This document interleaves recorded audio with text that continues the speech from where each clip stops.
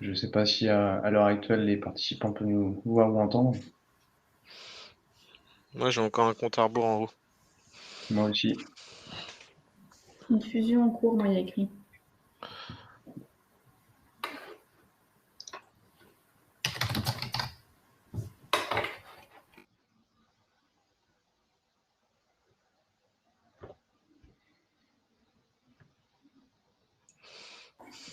Donc, a Ok. priori, on est en live. Donc, bonjour à tous.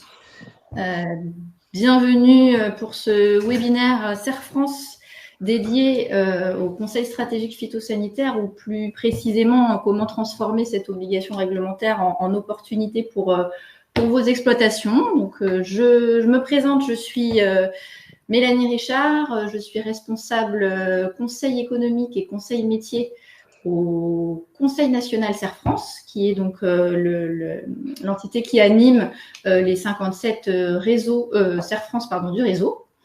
Et puis aujourd'hui, donc deux experts du réseau vont aborder avec vous justement les clés sur comment transformer le conseil stratégique phytosanitaire en opportunité pour vos exploitations, notamment comment c'est un levier d'anticipation d'éléments essentiels à la robustesse de vos exploitations. Donc, nos deux experts qui prendront la parole d'ici quelques minutes, c'est Loïc Paillard, qui est consultant en environnement chez Périgé, une filiale recherche et développement de CERF France, dans le nord de la France, et puis Fabien Humeau, qui est responsable agronomie au CERF France Vendée. Donc, quelques éléments sur notre réseau si vous ne le connaissez pas ou pas précisément. Donc, CERF France, c'est un réseau mutualiste qui est l'acteur référent dans les domaines du conseil et de l'expertise comptable auprès des chefs d'entreprise de tout secteur d'activité. Agricole, mais pas seulement. Le réseau compte plus de 700 agences implantées dans toute la France, avec une logique de proximité pour bien connaître le tissu économique local et les problématiques spécifiques de ses clients sur le terrain. Donc aujourd'hui, il y a 320 000 entrepreneurs qui sont accompagnés par 14 000 collaborateurs du réseau et qui font confiance au réseau sur l'accompagnement de la performance de leur entreprise depuis maintenant plus de 70 ans. Voilà, CERF France est partenaire des entrepreneurs et de la performance de leurs projets. Donc aujourd'hui, le webinaire on va le séparer en trois parties. Enfin, on va aborder au fur et à mesure, dans un premier temps, des éléments de contexte sur comment est-ce qu'on est arrivé au principe d'un conseil stratégique phytosanitaire et dans quel cadre contextuel cela se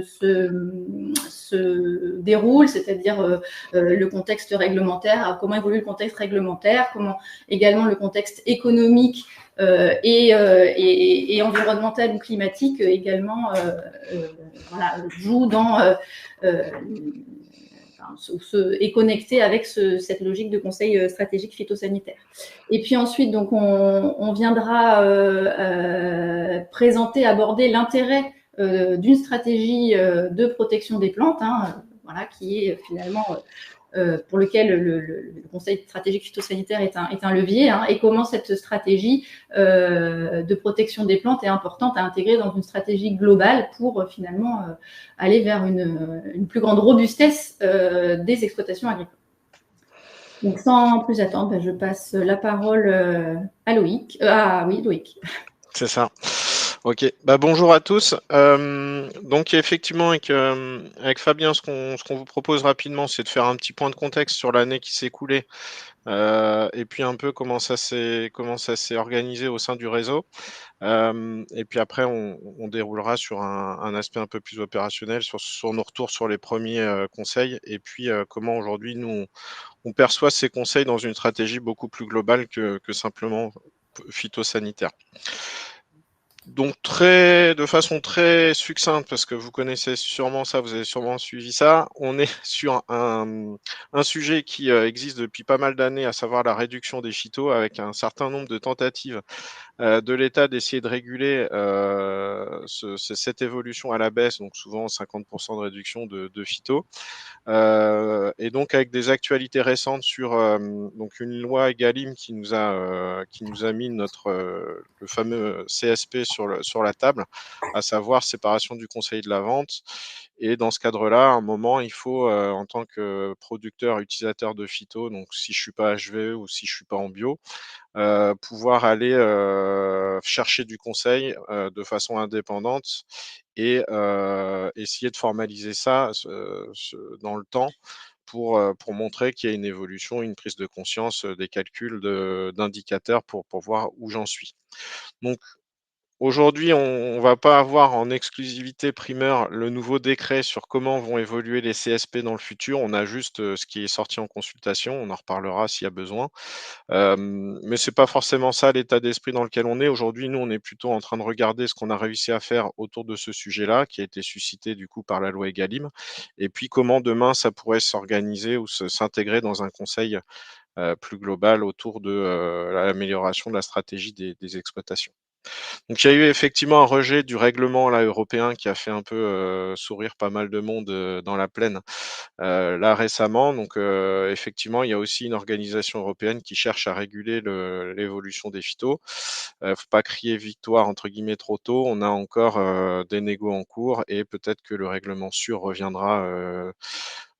Voilà, pas autrement, peut-être un peu aménagé, j'en sais rien, mais en tout cas, on sent qu'il y a une forte contrainte réglementaire qui arrive sur ce paysage et aujourd'hui, il faut le prendre en compte. Que ça soit maintenant ou en 2027, il faudra le prendre en compte parce que effectivement, il y a une pression importante. Bon, de toute façon, on a des arrêts d'homologation au-delà du fait de ces règlements et des plans Ecophyto 2030 et les précédents. On a énormément de matières actives qui sont sur la sellette là récemment et qui vont l'être par la suite, donc à surveiller. Alors, on est sur la sellette, on peut être réhomologué ou pas. En moyenne, il y a la moitié des produits qui passent à la réhomologation, mais voilà, donc à surveiller parce qu'effectivement, ça peut, sans forcément contraindre les gens à une réduction, ça peut au moins amener des changements de pratique et d'usage parce que sous la contrainte de l'absence de la matière active qui allait bien, on est obligé de trouver d'autres stratégies, souvent moins efficaces, plus coûteuses, qui combinent plein de leviers parce que souvent, bah, voilà, c'est pas évident. Alors Ecophyto 2030, il y a eu pas mal de communication et il y en aura encore. Je vous ai mis là, rapidement les objectifs, les actions qui sont prévues. Ça va se décliner plus concrètement. Il y a aussi eu des rapports récents là d'une commission sur les différents plans Ecophyto et puis peut-être leur difficulté à faire évoluer les pratiques terrain. Donc, il y a aussi des propositions qui ont été formulées et qui seront peut-être prises en compte pour la suite. Bon, en tout cas, tout ça pour nous amener à une vraie question sur demain, comment on fait sous contrainte climatique, sous contrainte réglementaire, sous contrainte des fois aussi sociétale. On est pas mal regardé. Les gens commencent à regarder un peu la qualité de l'eau. Il y a des usines qui se montent. Enfin bref, tout ça pour nous montrer que le contexte, au-delà de la date du CSP 2024 ou 2027, de toute façon, on a quand même une pression forte sur ces questions-là et forcément à essayer d'y réfléchir et puis d'organiser sur le terrain ce qu'il faut pour que les producteurs puissent continuer de fonctionner. Pour ajouter là-dessus, je vous ai mis l'évolution récente. Alors, c'est les quantités de phyto et les différents plans. Là, à chaque fois qu'il y a un petit picto, c'est qu'il y a eu un plan. Donc, effectivement, il y a une baisse là ces dernières années des quantités vendues. Alors, il y a eu aussi des effets un peu d'aubaine des fois de gens qui ont acheté au dernier moment, sachant que l'année suivante, les redevances pollution allaient changer. Donc, voilà. Donc, il y a des fois des effets de seuil comme ça où d'un seul coup, on a l'impression qu'il y en a beaucoup, l'année suivante, pas beaucoup. Donc, faut toujours un peu mesurer. Globalement, on reste sur une constante récente. On a une baisse des CMR, ça c'est validé. Alors c'est aussi du fait des arrêts d'homologation. Les CMR sont souvent les produits qui sont ciblés prioritairement pour les réhomologations. Et une hausse tout doucement des produits de biocontrôle. Bon, après, à voir sur le terrain. En tout cas, financièrement, on a ces questions-là de changement de produits phyto par des biocontrôles avec des surcoûts des fois associés à ces évolutions. Au-delà de tout ça, au-delà des aspects un peu réglementaires, on a, et c'est assez bien documenté, des impasses techniques, des résistances aux phyto qui existent. On a aussi des effets du changement climatique sur les stratégies et surtout sur les levées de certaines adventices qui posent de plus en plus de problèmes. Donc on ne peut pas continuer à faire comme avant et au-delà de ça, au-delà du fait qu'on a des matières actives qui sautent, on a cette contrainte climatique qui arrive, qui est assez documentée. Il y a des travaux, nous, en région, qui ont été pas mal repris et qui permettent de dire que les leviers d'hier ne seront pas les leviers de demain parce que le changement climatique est passé par là. Et puis donc on a un certain nombre de cartes publiées par des ONG, publiées par les statistiques nationales sur les ventes et les utilisations de produits phyto, qui pointent à la fois un usage important et puis quand on vient y associer les problèmes de qualité de l'eau, réseau ou de rivière, et éventuellement demain les problèmes dans l'air aussi, et ben on a un certain nombre d'indicateurs qui nous mettent la pression sur le fait qu'il va falloir évoluer sur tout ça. Côté Serre France, on regarde aussi la partie économique. Là récemment, on a pas mal de charges qui ont eu des évolutions à la hausse. Les stratégies phyto, pareil, sans changer grand-chose, elles coûtent de plus en plus cher. Et on a aussi d'autres charges, hein, j'ai remis le GNR, j'ai remis les engrais. Alors GNR a pas mal baissé depuis, mais on a une hausse prévue aussi liée à l'arrêt du remboursement des taxes qui va aussi indirectement impacter demain. Donc tout ça pour dire que il faut absolument aussi regarder l'aspect économique des choses. Des fois, il y a pas mal de passages et on ronge un peu la marge à chaque passage et on n'a pas toujours l'efficacité escomptée. Donc c'est aussi un problème, au-delà d'un problème environnemental, ça peut être aussi une vraie question économique d'optimisation de la rentabilité de certains itinéraires techniques, de regarder tout ça.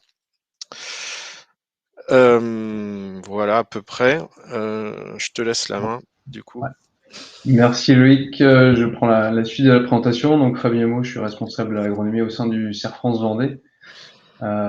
Pour continuer sur le contexte, le sujet du Conseil Strat, donc ce qui a été dit en préambule, on attend un décret qui devrait bientôt paraître sur le sujet. Là, c'est une frise qui rappelle un peu les échéances sur le Conseil stratégique, sachant que la première échéance qui était au 31/12/2023, clairement, les moyens humains ne permettent pas de la tenir, donc on aura un décalage à ce niveau-là.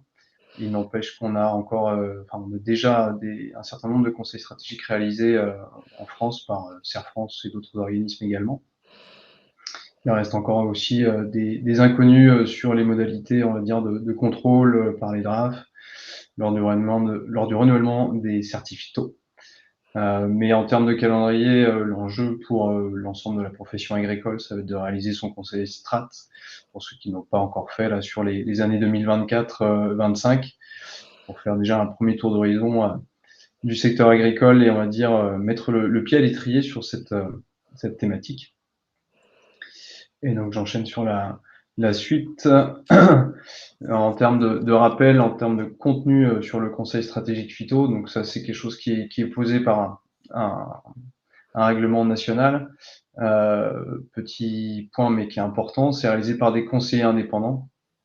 Et aujourd'hui, Serre France est indépendant de la vente de produits phytosanitaires et contient, on va dire, dans ses effectifs des équipes d'agronomes qui sont en capacité d'accompagner les agriculteurs sur le sujet. En termes de contenu, le conseil stratégique, il y a deux grandes thématiques. C'est la partie vraiment diagnostic en amont, qui permet de faire vraiment une photographie de l'exploitation à l'instant T sur la stratégie de l'entreprise, la manière de concevoir la protection des cultures par les agriculteurs. Les questions aussi de contraintes matérielles qui peuvent exister aujourd'hui en termes de main-d'œuvre, en termes de matériel de présent sur l'exploitation, notamment pour tout ce qui est lutte alternative. Ce qu'on vient détailler dans le diagnostic, c'est les différentes cultures qui composent la rotation, la pertinence aussi de la rotation, tous les éléments de contexte pédoclimatique qui ont un impact très fort sur à la fois l'utilisation des produits phyto, mais aussi sur les possibilités de lutte alternative. Et là, on a un terroir français qui est très varié en termes de climat, en termes de sol notamment. Et ça pose vraiment des éléments importants ensuite pour la partie conseil.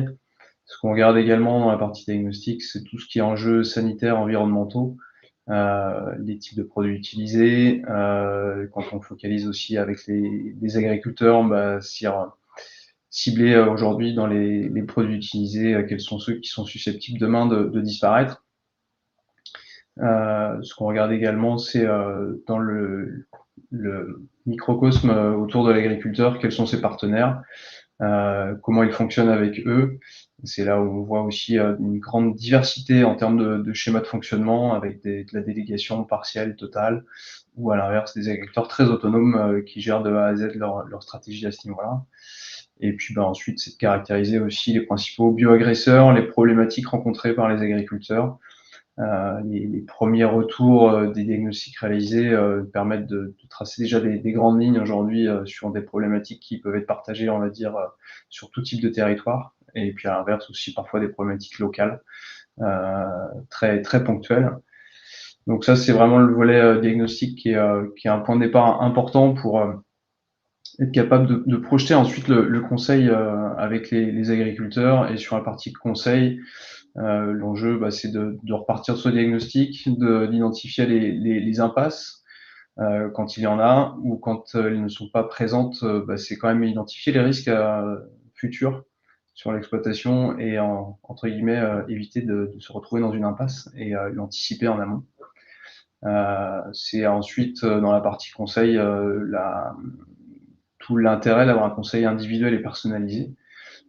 C'est d'être capable de prioriser les leviers en termes d'investissement matériel, humain également. On se rend compte que le facteur temps de travail peut poser parfois aussi des contraintes fortes à ce niveau-là. En termes aussi de compétences des agriculteurs ou on va dire, d'autonomie ou de délégation dans leur gestion des itinéraires techniques qui posent aussi on va dire, un gradient de progression selon les agriculteurs. Ça, c'est vraiment le rappel du contenu du Conseil stratégique phytosanitaire. Au sein du réseau Serre France, si je reprends un petit peu notre historique, on a différentes approches du Conseil. La première qui a démarré il y a maintenant quelques années, c'est le volet vraiment réglementaire. Tout ce qui va être déclaration PAC, où on accompagne nos adhérents, tout ce qui va être traçabilité, registre phyto, tout ce qui est en lien avec la fertilisation, plan prévisionnel de fumure, cahier d'épandage. Donc ça, c'est un sujet aujourd'hui qui est bien ancré au sein du réseau Serre France. Avec ça, vous avez les pictogrammes des différents outils qu'on peut utiliser ou mettre à disposition de nos adhérents pour travailler cette traçabilité. Et puis ensuite, dans le réseau Serre France, il y a également une approche, on va dire, plutôt volontariste, avec de l'accompagnement individuel en termes sur différentes grandes thématiques, mais les premières qu'on identifie, c'est l'accompagnement agronomique. Donc il y a des agronomes au sein du réseau qui accompagnent les adhérents avec à la fois une phase, on va dire, diagnostique, compréhension du système d'exploitation, mais aussi derrière accompagnement sur un plan d'action avec de l'accompagnement terrain, des visites de parcelles, de l'accompagnement technique sur, on va dire, tout l'itinéraire technique, du semis, du travail du sol, du choix de la rotation, jusqu'à tout l'accompagnement, protection des plantes, fertilisation. Donc ça fait partie des métiers aujourd'hui émergents au sein du réseau Serre France. Dans les accompagnements qu'on réalise également, ça va être en lien avec tout ce qui est mesures agro-environnementales pour les agriculteurs qui s'engagent dans des cahiers des charges.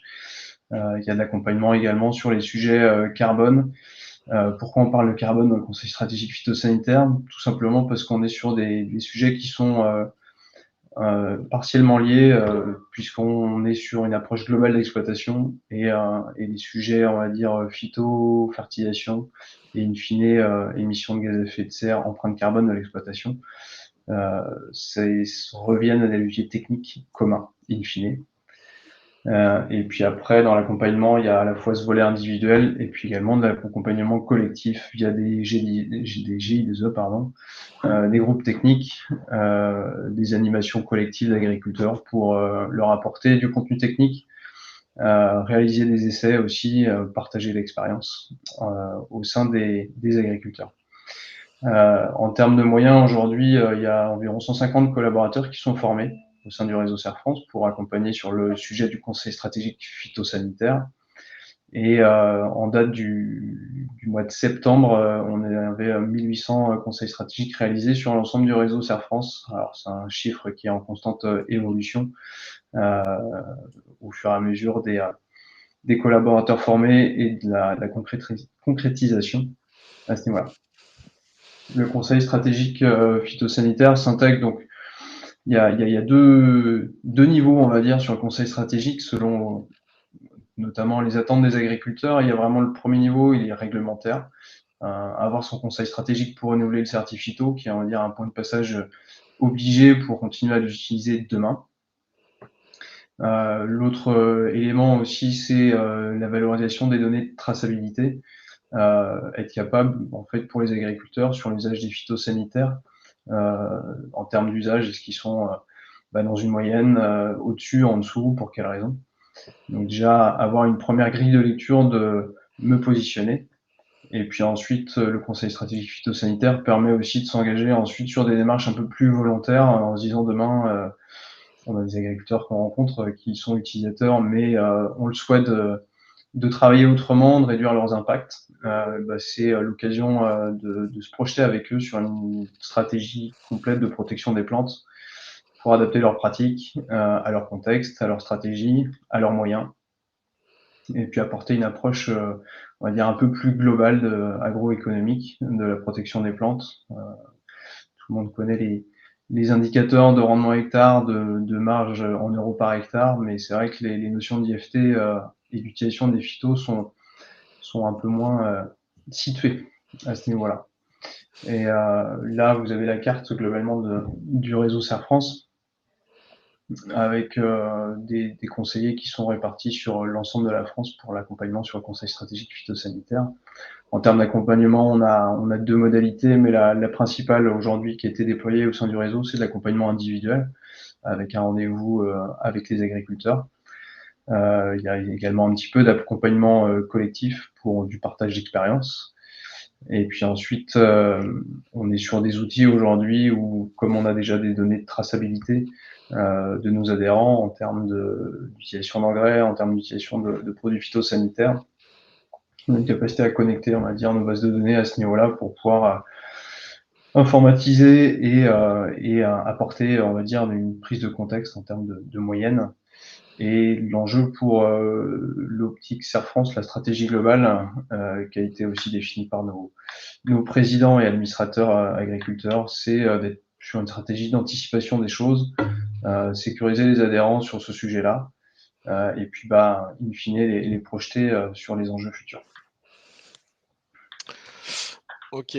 Alors juste pour vous illustrer rapidement, donc aujourd'hui on a pas mal bossé l'informatique, qu'on manipulait déjà les logiciels de traçat, mais maintenant on valorise vraiment les données qui en sont issues, dans un travail qui en fait existait, mais qui était pas forcément formalisé en fin d'année, de dire bah voilà le travail de l'année et surtout le pluriannuel qui n'était pas forcément fait. Donc ça a été remonté et aujourd'hui, on a un certain nombre de rapports qui nous permettent de construire la partie diagnostic.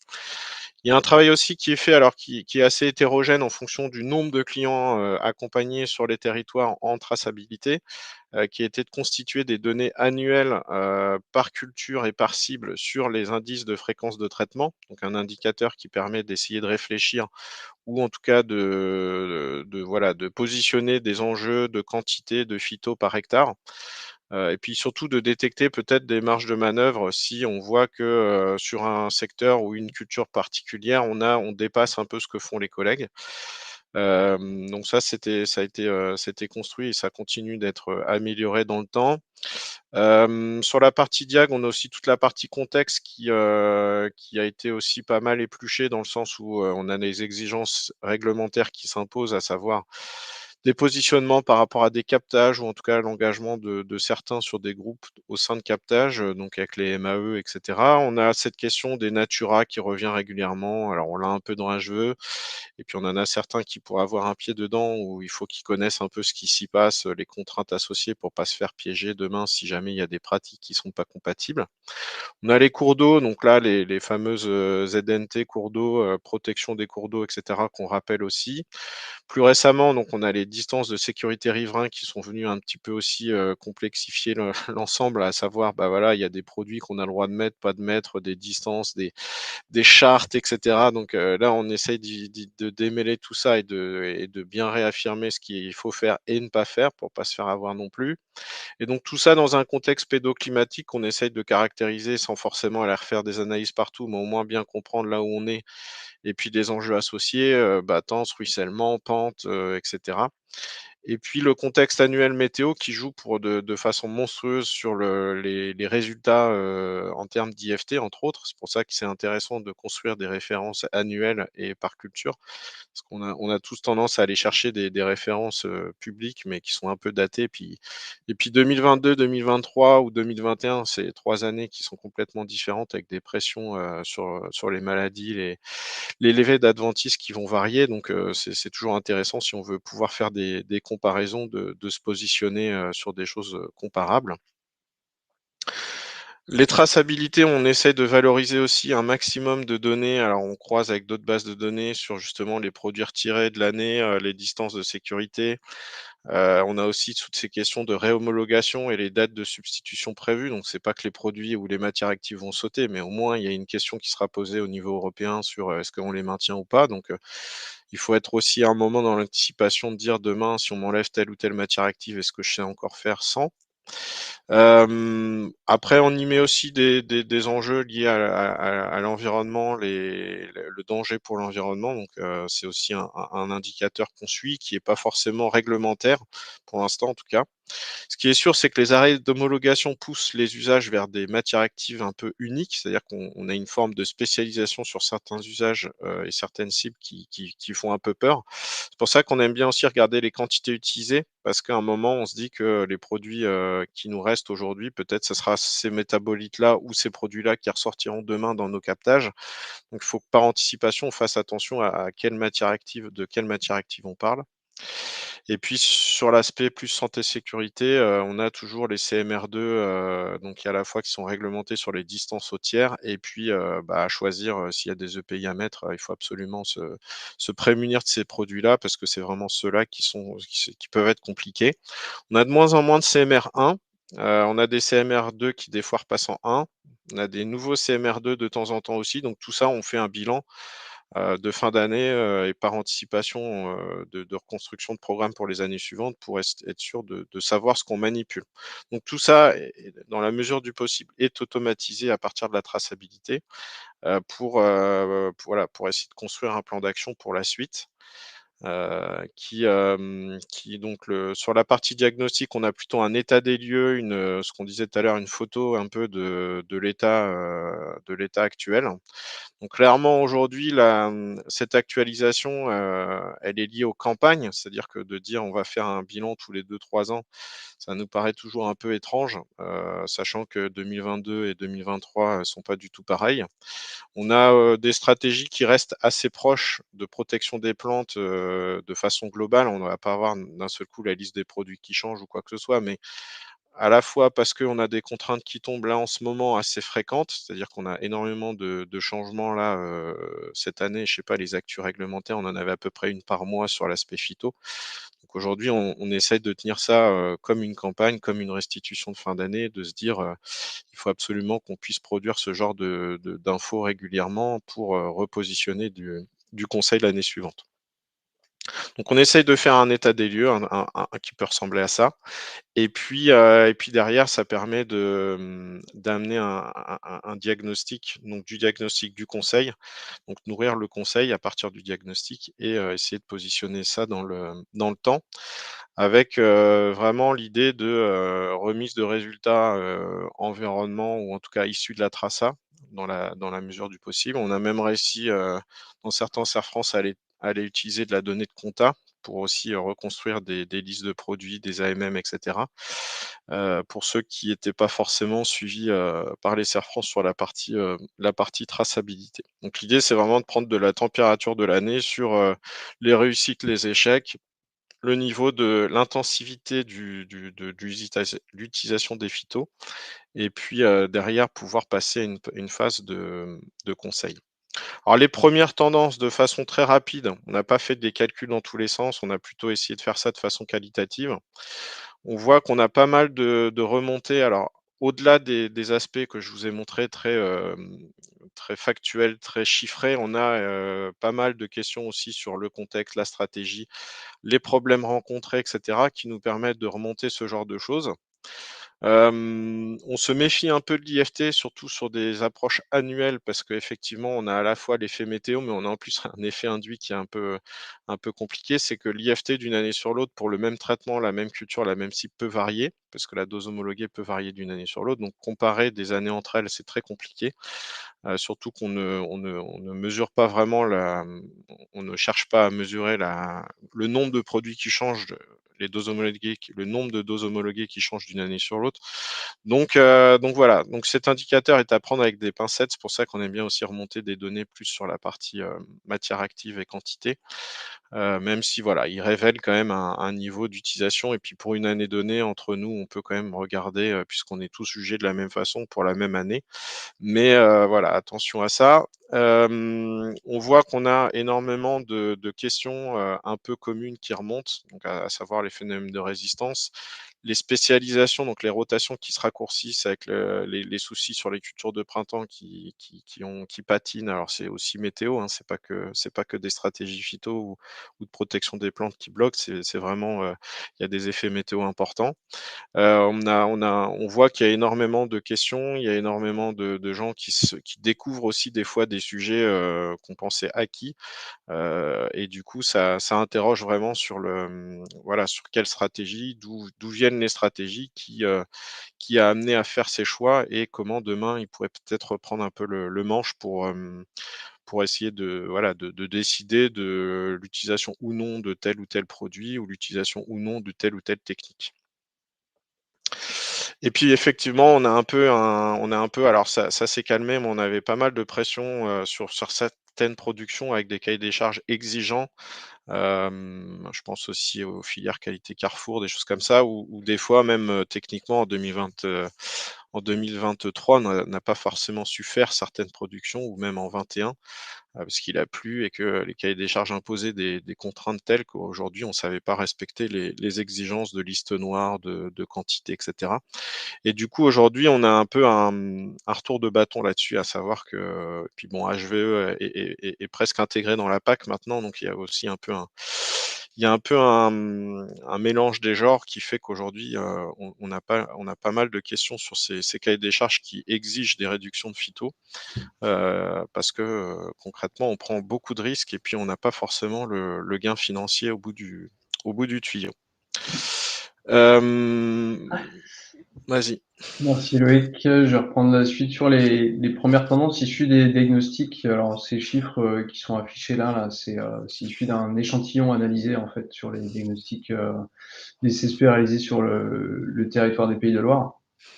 Ce qu'on voit quand même en termes sur le sujet des IFT qui reste un indicateur assez central dans la démarche, on voit aujourd'hui l'intérêt des prairies dans les rotations. On voit que de manière générale, en fait, on a un IFT sur les cultures de la rotation, notamment en blé, réduit de 12% à partir du moment où on a une prairie qui est présente, on va dire, allez, à minimum 1 an, 18 mois, jusqu'à des durées plus longues. Donc là, on voit quand même l'intérêt de la prairie dans les systèmes rotationnels aujourd'hui, notamment pour les secteurs d'élevage. Ce qu'on retrouve également, c'est des IFT qui sont plus élevés, par rapport à la moyenne, de 15% dans les situations de stratégie de protection des plantes très sécuritaires.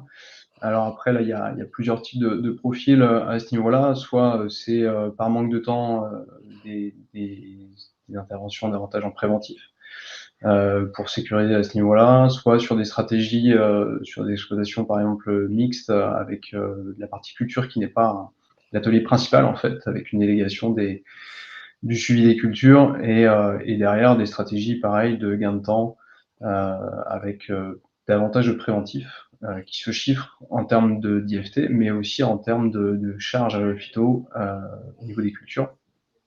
Et puis dernier sujet qui ressort également, c'est, j'enfonce sans doute des portes ouvertes là-dessus, mais au moins on a du chiffre à ce niveau-là, c'est que sur des rotations courtes aujourd'hui, on est sur des niveaux d'utilisation de phyto qui sont plus élevés, de 15% en moyenne, et cette rotation courte, en fait, l'impact est surtout sur la partie utilisation des herbicides. On se retrouve avec des rotations type maïs-blé, par exemple, pour des secteurs vendéens, avec une gestion des adventices qui devient de plus en plus problématique. C'est sur ce type de système où on se retrouve avec des débuts, voire des impasses techniques, globalement. Si j'enchaîne sur la partie contenu du conseil stratégique phytosanitaire, il se décompose de plusieurs éléments. L'enjeu, c'est de discuter avec les agriculteurs du plan d'action, en fait, proposer des idées par le conseiller. Après, c'est les agriculteurs qui s'emparent des sujets en fonction de leur appétence technique, de leurs compétences aussi. Tout le monde n'est pas au même niveau, et de leurs facteurs en fait matériels ou temps de travail qui posent parfois également des contraintes en termes d'action à mettre en place. Et derrière, ce qu'on cherche aussi beaucoup à regarder, c'est sur chaque levier technique choisi en fait, en termes d'impact à la fois économique, à la fois en termes de main-d'œuvre, temps de travail ou d'organisation, et puis en termes d'impact environnemental, en termes d'IFT, matière active, sur les cultures. Ça, sur la partie conseil, ça c'est des exemples issus de conseils stratégiques réalisés avec les adhérents. Dans les premières tendances, entre guillemets, qu'on peut avoir en termes de conseils sur les sujets de réduction des fongicides, parfois on est sur des leviers d'action qui sont sur le papier assez simples, qui paraissent évidents, mais éviter tout ce qui est traitement inutile, et ça veut dire derrière en fait s'informer, faire des tours de parcelles, évaluer les risques avant d'intervenir. Ça reste voilà, un élément technique indispensable dans le métier d'agriculteur pour positionner correctement au bon moment les produits, maximiser l'efficacité et potentiellement aussi réduire les utilisations. Typiquement, la question qu'on peut avoir terrain, hein, faut-il faire un T1 en fongicide ou est-ce qu'on peut le moduler ou le supprimer et se focaliser sur le deuxième traitement, davantage la dernière feuille étalée. Là, c'est des sujets techniques. Et après, sur les éléments de conseil, oui, Julien, tu reviennes légèrement sur la diapo précédente, s'il te plaît. Sur des leviers aussi parfois pas assez peu utilisés en fait, mais sur la gestion des adventices, des questions de nettoyage de matériel. Sur le papier, ça paraît simple comme idée. Techniquement, c'est complexe à mettre en place lors des phases de moisson, puisque les récoltes peuvent être faites par un tiers. Mais c'est aussi des leviers d'action qui sont pertinents demain pour limiter les propagations, notamment de datura, par exemple, sur les cultures de printemps. Si on prend la diapo suivante, donc des actions simples, complexes. Ça, c'est un autre exemple aussi de plan d'action. Quand on parle de sujet phyto, on se rend très vite compte que on parle pas seulement phyto, in fine, que la gestion des adventices, elle se fait entre autres via des sujets rotationnels, via des sujets travail du sol, notamment le recours au labour. Est-ce qu'il est fréquent? Est-ce qu'il est ponctuel?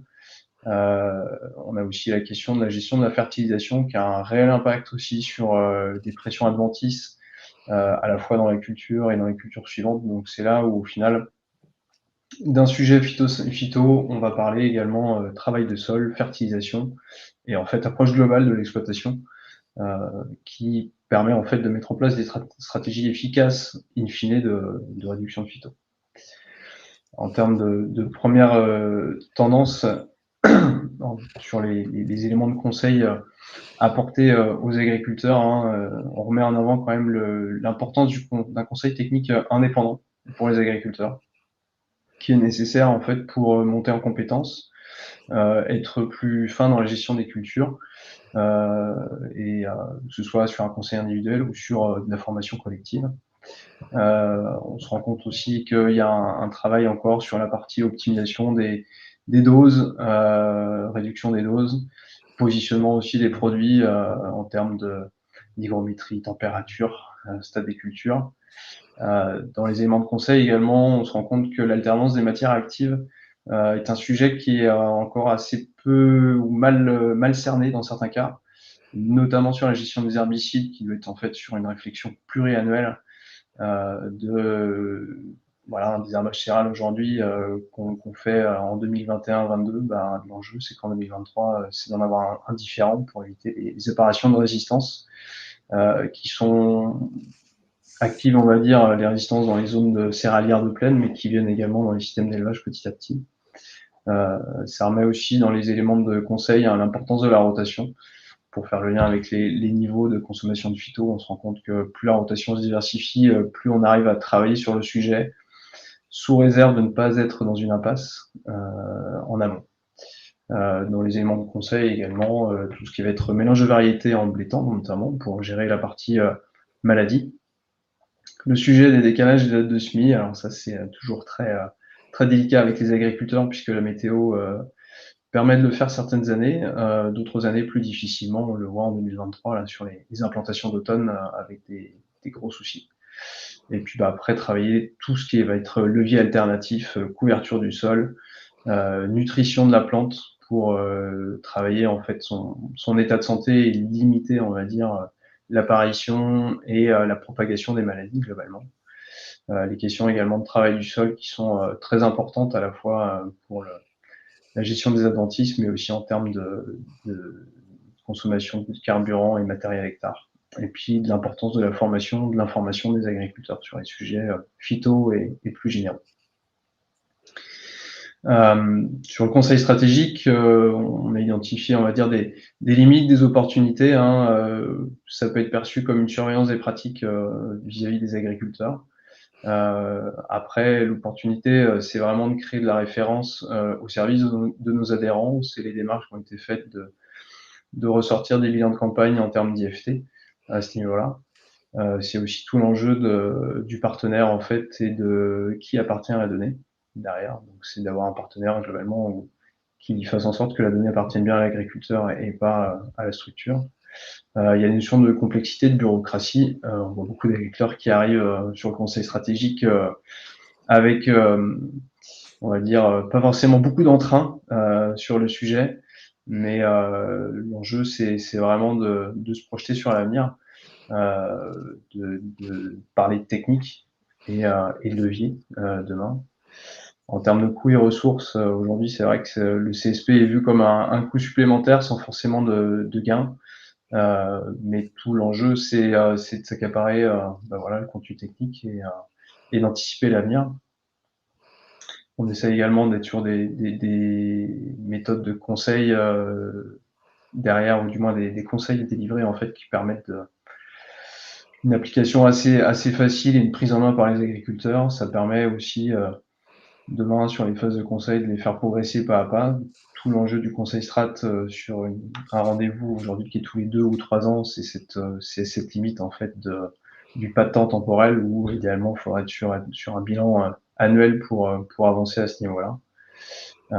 Ce qui remonte également, c'est sur les solutions alternatives aujourd'hui vis-à-vis de retrait de produits, de réduction des phytos, quelles solutions alternatives mettre en place. Et c'est aussi l'intérêt du conseil stratégique, c'est de diffuser, on va dire, l'innovation qui existe au sein des exploitations, de groupes d'agriculteurs pour diffuser plus largement aux adhérents. Voilà, sur les limites et opportunités du conseil strat. Et je passe la main à Loïc. Ouais. Alors juste pour finir, ce qu'on voulait aussi remonter et qu'on avait en tête, hein, il n'y a pas eu de découverte, mais aujourd'hui on sent bien que tout ce qu'on s'est dit sur le contexte, tout ce qu'on s'est dit sur la façon de faire, de valoriser les données, de les utiliser pour essayer d'être pertinent sur la partie conseil, c'est quelque chose qui existait déjà dans l'ADN d'Essar France, peut-être sur plutôt un volet économique, où on utilise plutôt des résultats économiques d'habitude pour essayer de piloter ou de réfléchir à une stratégie d'évolution. On sent bien qu'aujourd'hui, on a un élargissement, on a des boîtes qui tournent très bien économiquement et qui ont des stratégies phyto déléguées ou ils ont sorti une partie de ce suivi et ils l'ont délégué ou ils l'ont sous-traité à d'autres. Et aujourd'hui, peut-être ça peut être intéressant de reprendre la main là-dessus, sachant que les béquilles phyto qui étaient très utiles, efficaces et pas chères, en fait, on nous les enlève tout doucement. Si on n'en a pas d'autres pour pallier à ces substitutions, peut-être demain, ça pourrait coincer. Donc voilà, en plus, le contexte climatique, lui, s'impose. Il n'y a pas de décret pour dire que cette année, il va pleuvoir ou pas. Et là, c'est les aléas, on va en avoir de plus en plus et ils ont un effet important sur nos choix. Et donc, il faut absolument y regarder. On a une vraie question de production. On a commencé à avoir on a eu crainte entre guillemets sur certaines productions. On s'est dit mince, la betterave sans traitement de semences, on sait faire, on sait pas faire. Et demain, ça sera quoi? Alors quelque part, on a quelques signaux faibles qui montrent qu'on n'est pas les seuls à s'inquiéter, hein. Il y a aussi des gens qui regardent. Les filières sont aussi très interrogatives sur demain. La production, les gisements seront toujours-ils là pour remplir voilà, nos filières? Donc c'est une vraie réflexion.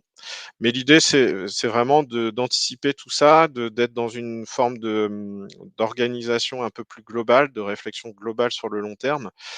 Nous, on fait de l'accompagnement sur des logiques d'amélioration continue depuis beaucoup d'années. Alors plutôt en environnement, mais aujourd'hui, on peut l'appliquer un peu dans tout. Moi, je vois vraiment le conseil stratégique et le diag comme un outil de positionnement annuel et d'essayer de gagner des points tous les ans pour essayer de maintenir le cap et puis de continuer à produire comme on l'a fait, et puis essayer d'anticiper peut-être des contraintes qui arrivent. Ça ne passera que par ce compteur sur le vélo, à savoir un moment où est-ce que j'en suis et où est-ce que je vais, qu'est-ce que j'utilise. Il y a un vrai souci de connaissance. C'est hyper compliqué les phytos de savoir les nouveaux, les anciens, les réhomologations, les réétiquetages, les renommages, etc., les packs, etc. C'est vraiment un secteur très compliqué. Donc aujourd'hui, je vois pas trop comment faire pour maintenir tout ça sans passer par du conseil. Alors après, la question de l'indépendance, elle est vraiment posée parce qu'aujourd'hui, c'est vrai que les constats qui sont amenés, ils sont vraiment sur ça. C'est-à-dire qu'aujourd'hui, c'est beaucoup plus facile d'aller demander à celui qui connaît et qui vend que d'aller chercher quelqu'un et de payer quelqu'un en plus pour se faire expliquer le mode d'emploi de tout ça. Et du coup, aujourd'hui, il y a cette vraie question de, voilà, de comment demain les agriculteurs peuvent trouver de l'info. Il y a plein de canaux différents, il faut les croiser certainement. Il y a aussi énormément de technicité qui est retrouvée sur le territoire par les agriculteurs. Il y a aussi de l'info qui descend des instituts techniques. Voilà, il faut avoir tout ça dans le paysage, essayer d'évoluer. Il y a un certain nombre de transitions qui s'opèrent, alors qui ont plein de noms différents et qui, à mon avis, ont toutes quelque chose à apporter. On a un peu une crise du bio en ce moment, mais les bio, ils sont encore là, ils continuent à avancer. Ils ont vraiment réfléchi et de la technicité sur certains sujets qu'il faut absolument regarder parce que quelque part, ils se sont imposés l'arrêt des phytos avant tout le monde. Après, il y a la question des filières, etc. Mais on est d'accord, mais il n'y a pas de et c'est pas décorrélé de la technicité terrain. Aujourd'hui, il y a des bios qui performent, donc il faut absolument regarder comment ils font et regarder comment demain, des techniques, issues de ce type de production peuvent nourrir, des systèmes plus classiques. Bon voilà, il y a énormément de sujets, il y en a peut-être d'autres encore plus. Il y a une vraie prise de conscience par certains Alors souvent dans des contextes un peu compliqués, hein, c'est souvent ceux qui sont confrontés à des contraintes, réglementaires, de captage, ou des contraintes techniques de sol qui décrochent ou de rotation qui sont un peu arrivées en bout de course, qui se mettent à se pencher là-dessus. Ils ont plutôt intérêt puisqu'en fait, c'est plutôt la pérennité de leur structure qui est en cause. Mais, il y a aussi beaucoup à se nourrir de systèmes sous contrainte pour voir un peu comment eux, ils fonctionnent, quelles opportunités ils ont trouvées, quel financement des fois. Il y a plein de pistes, et en fait, on considère vraiment la stratégie, phyto comme un système qui ne doit plus nous faire gagner en performance. C'est-à-dire qu'aujourd'hui, on a vécu et peut-être que, ça nous a nourris et ça a été une très bonne stratégie, des gains de rendement réguliers, merci la génétique, merci les phytos, merci l'azote. Et en fait, aujourd'hui, on voit qu'il y a un certain nombre de progrès passés qui commencent à montrer un peu des faiblesses parce qu'on a très spécialisé, parce qu'on a, des petits, grains dans l'engrenage qui font que tout ça, ne peut pas forcément, continuer. Et donc le futur en plus sera de plus en plus fluctuant. On a dit, les contraintes réglementaires, les prix, je vous ai pas parlé des cours, mondiaux, des différentes matières et cetera. C'est vraiment on va dans un monde fluctuant et dans ce monde fluctuant, Hem, on a eu tendance à s'adapter. Alors à s'adapter à quand on connaît le futur, qu'on sait que le blé va baisser l'année prochaine, bon, bah, forcément on peut changer de stratégie. Mais en fait, comme on n'a plus trop de connaissances du futur, qu'une fois c'est le blé, une fois c'est les pommes de terre, une fois c'est bah, non, en fait, c'est pas la chair frêne, c'est plutôt l'industrie maintenant et cetera et cetera, et qu'on est un peu volatile des fois sur nos stratégies, et ben ça montre ses limites. Et aujourd'hui, il faut plutôt essayer de gérer l'incertitude, essayer de se dire: «Bah, c'est tout, à un moment, il faut s'y tenir, on a une rotation de prévue, il faut essayer de regarder à long terme», parce que ce côté volatile, il peut pas durer. On a été trop loin et aujourd'hui, on le paye sur certaines adventices qui nous coûtent cher, parce qu'il y a des rotations courtes et cetera. Et aujourd'hui, l'enjeu, c'est de dire, les progrès, peut-être, ils sont dans la robustesse des systèmes, peut-être la rediversification, peut-être moins rentable à court terme, mais peut-être plus stable dans le temps. Alors ça, c'est très difficile à entendre des fois sur des systèmes où on a envie d'avoir un retour sur investissement, et les Serre France ont été aussi promoteurs peut-être de stratégies un peu plus court terme à essayer d'investir sur des filières particulières qui étaient très rentables. Mais aujourd'hui, on ne sait plus trop dire quelle est la filière rentable. Donc aujourd'hui, c'est plutôt de dire, bah, est-ce qu'il ne faut pas essayer de taper large pour demain contenir, les contraintes et maintenir des rendements, quoi. Voilà. Donc pour conclure, aujourd'hui, il y a un vrai enjeu de positionner ce conseil stratégique phyto au sein d'une série de conseils sur plein de sujets différents, mais en fait sont tous «connectés» entre guillemets. Il y a tous, des liens. Il y a effectivement plein de leviers qui sont utilisés dans tous ces systèmes. Tous ces systèmes sont sous contrainte aujourd'hui, que ça soit, ce que je vous ai dit, climatique, sociétal, réglementaire, on a des choses qui arrivent. On peut pas faire sans. Donc la question, alors c'est toujours facile à dire de dire: «On va transformer des contraintes en opportunités», mais effectivement, il y a un vrai enjeu demain de réfléchir les systèmes autrement. Alors pas tous en même temps, pas tous à la même vitesse, pas tous avec les mêmes enjeux. Faut bien prendre en compte la stratégie des producteurs. Mais la question, c'est: est-ce que je suis en train de gagner en performance et est-ce que je suis plus fragile, ou est-ce que je suis en train de gagner en robustesse? Est-ce que je serai plus solide demain? Hem, donc voilà. Donc aujourd'hui, cette triple performance économique, environnementale, sociale, parce qu'on a aussi des petits gars à faire, fonctionner dans les boutiques. S'il y a personne et que la boutique est parfaite, on n'ira pas très loin. Donc il faut aussi avoir ça en tête, c'est qu'on a aussi un changement de génération en cours. On a un certain nombre d'approches, des salariés ou des réflexions avec le salarié un peu différentes. Du coup, c'est aussi à prendre en compte dans la stratégie des fermes. Voilà pour conclure. Donc nous, on croit vraiment que le CSP est intéressant au sein de cette galaxie d'approches. Il est une brique, dans le mur à établir. Les délais, les dates, les exigences et cetera, on les intègre, hein, il y a aucun souci. C'est juste qu'aujourd'hui, on croit beaucoup au fait que ça devient un outil, un peu du quotidien, en tout cas annuel des conseillers et des clients. Et c'est pas i si c'est bien fichu, on arrivera à le faire assez facilement à partir des données, saisies, et il faut absolument qu'il soit utilisé. Alors après, il y a peut-être des gens qui s'en sortent très bien, qui ont pas forcément un usage parce que les stratégies phyto, ça tourne, donc bah, tant mieux. À ce moment-là, ça permettra de se rassurer, de voir un peu où on en est par rapport aux autres. Mais voilà à peu près la stratégie adoptée, en tout cas en cours de déploiement dans le réseau. Donc on a fini, on est à 52 minutes, on a 8 minutes de questions si j'ai bien compté.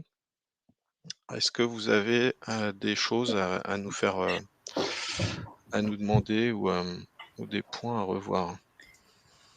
Alors, il y a eu quelques questions plutôt d'ordre réglementaire dans lesquelles voilà, j'ai répondu dans le chat pour ceux que ça intéresse, mais donc n'hésitez pas. Donc, il y a une question sur l'obligation de CSP chez les voisins. Il s'agit d'une réglementation en tant que telle, une réglementation française. Donc non, le format CSP en tant que tel n'est pas exigé dans l'ensemble des pays. Après, il peut y avoir des pays qui ont des dispositifs similaires, mais le contenu du CSP, c'est une réglementation française et pas européenne, par exemple.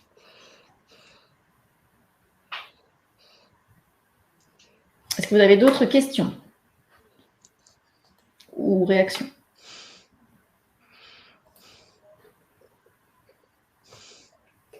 Non. Personne.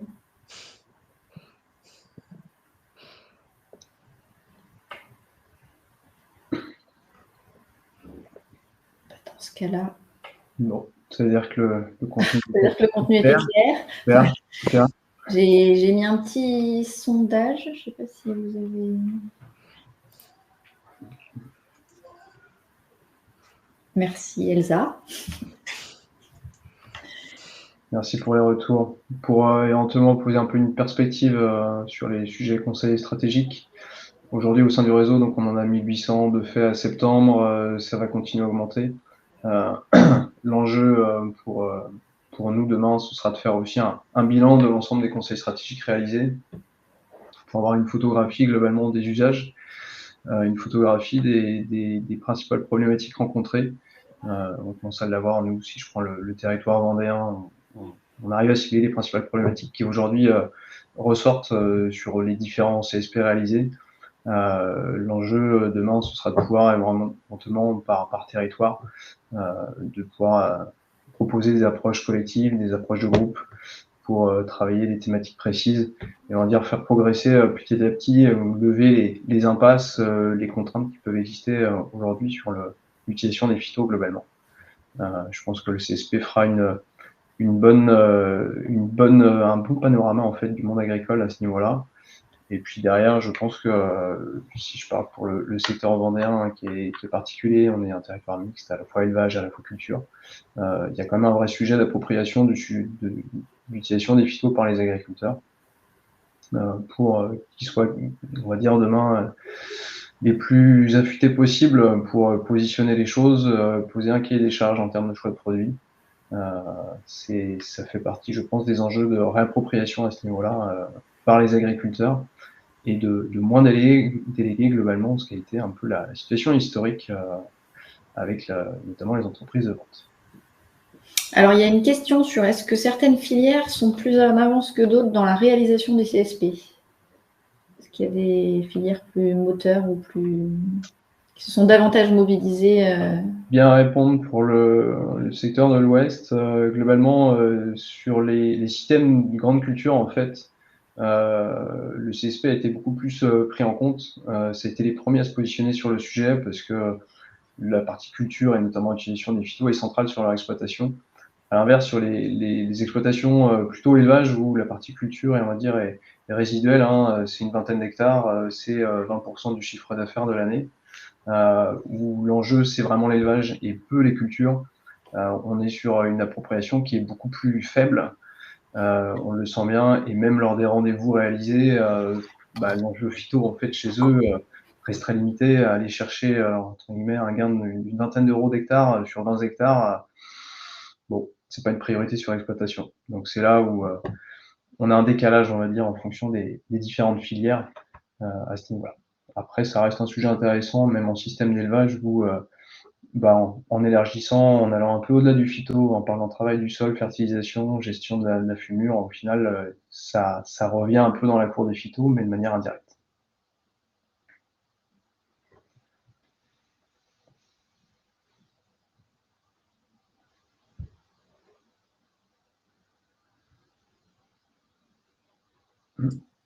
Tu as coupé ton micro, Mélanie. Ouais. Si la question c'est de télécharger le support, ouais, je sais pas trop. Ça, on va laisser le technicien répondre. Pour rebondir la dernière fois sur la partie filière, quand on a des productions sous cahier des charges avec des éléments imposés, hein, clairement le CSP aussi montre une limite, puisqu'on peut difficilement en fait modifier un cahier des charges de production qui peut exister. Je prends le cas pour des cultures légumières ou autres, où parfois en fait les agriculteurs n'ont pas le choix de la conduite technique sur la culture. Alors, il y a une autre question sur comment les conseillers arrivent-ils à s'approprier les différentes filières présentes au sein d'une même exploitation, les problématiques entre les grandes cultures, l'arbo ou la vitie, ou le maraîchage étant très différentes.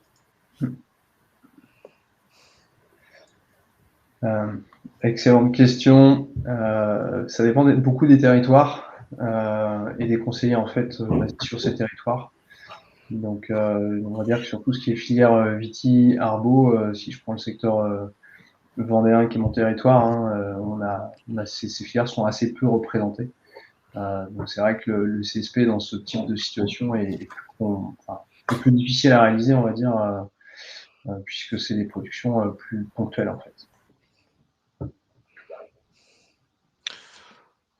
Après, on a dans le cadre des outils qu'on a déployés, on a intégré des leviers par filière, après qui nécessitent d'être appropriés par les conseillers qui vont aller sur ces filières. Et en fait, ce qui se passe souvent, c'est que les CERFRANS se répartissent entre guillemets sur certaines filières. En tout cas, je pense au Viti. Nous, on a un peu de Viti par ici avec le champagne, des choses comme ça.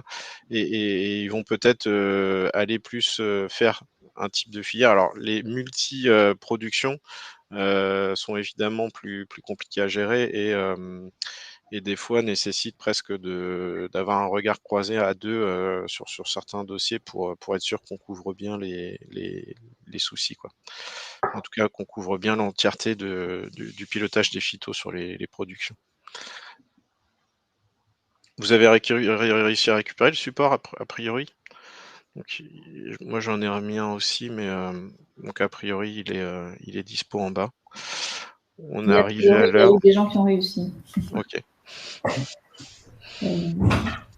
Je reviens sur une question technique, sur une question réglementaire qui est revenue sur le délai du 31 décembre. Donc, je redis par rapport à ce qui a été dit plus haut qu'en fait, il y a un décret qui est en cours, mais qui n'est toujours pas publié, mais où il est prévu de prévoir une période transitoire pendant laquelle, pour gérer en fait une impasse technique à réaliser l'ensemble des CSP qui devraient être réalisés avant le 31/12/2023, permettre un petit décalage de calendrier avec la possibilité de renouveler son certificat en ayant finalement pris rendez-vous pour un CSP dans les 12 mois. Donc, le calendrier glisse un petit peu pour gérer à date un manque de ressources pour être en capacité d'apporter ce conseil à l'ensemble des agriculteurs qui auraient dû le réaliser avant le 31/12. Voilà. Mais l'obligation de CSP est maintenue. Et pour l'instant, donc, ça fonctionne sur une logique de période transitoire qui s'arrêterait au 31/12/2027.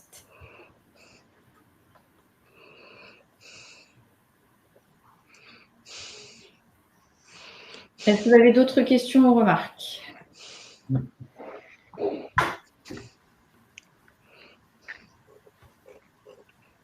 Non? Ben, il est 12h32, donc on va pouvoir clore ce webinaire. Merci pour votre participation. Et bon appétit, bon après-midi, et bonne fête de fin d'année. Au revoir à tous. Au revoir.